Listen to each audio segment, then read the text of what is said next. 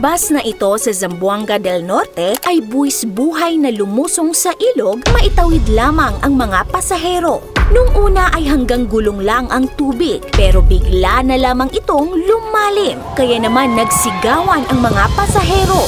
Buti na lang at hindi namatay ang makina ng bus at tagumpay silang nakatawid. Napakadelikado ng ginawa ng driver dahil baka hindi kayanin ng bus at lumubog tulad ng nangyari sa bus na ito. Jesus ko, Lord! Ito naman sa Africa, umakyat na lang ang mga tao sa bubong ng bus dahil ito'y lumubog na.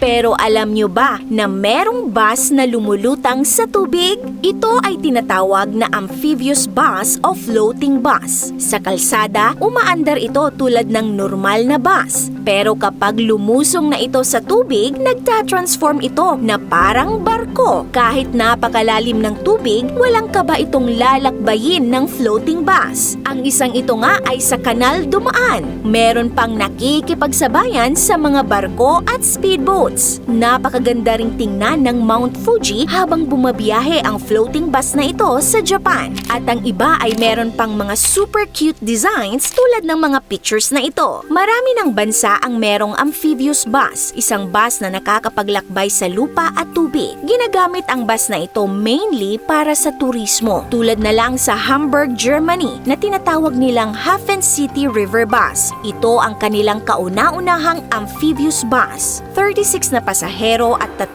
crew member ang pwedeng sumakay sa Hafen City River Bus. Meron itong maliit na hagdan para makapasok ang mga tao sa loob. Sa loob naman ay merong mga upuang tulad ng normal na bus. Sa lupa ay pinapatakbo ito gamit ang standard internal combustion engine at pagdating sa tubig ay nagsiswitch ito sa isang water propulsion system gaya ng paggamit ng mga propellers. Magkaiba naman ang controls ng pagdadrive sa lupa at sa tubig. Ang bus na ito ay bumabiyahe sa Elbe River. Base sa kanilang website, ito ang kanilang mga pamasahe. Sa ating pera, ito ay nasa 1,500 to 2,200 pesos. Sa presyong ito ay makakapag-tour ka na sa syudad, 40 minutes na nasa lupa at 30 minutes naman sa tubig. Ang nagmamaneho ng amphibious bus ay dapat isang experienced sailor at isa din siyang professional bus driver. Sa Yamanakaku, Japan naman, ang amphibious bus ay tinatawag nilang Yamanakaku no Kaba.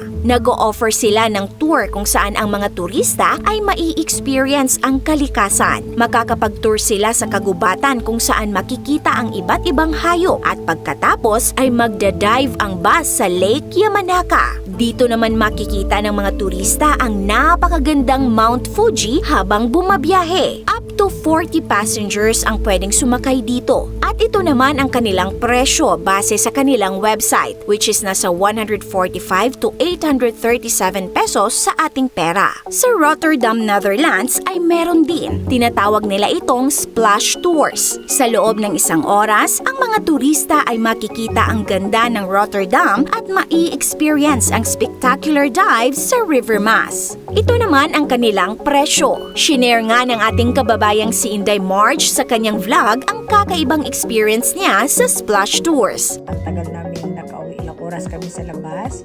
But it was a very, very nice mga ka-Indays. Ayon sa mga nakasakay na ng amphibious bus, ang feeling daw habang umaandar ito sa tubig ay para ka daw nakasakay ng swing o kaya ng isang ride sa amusement park.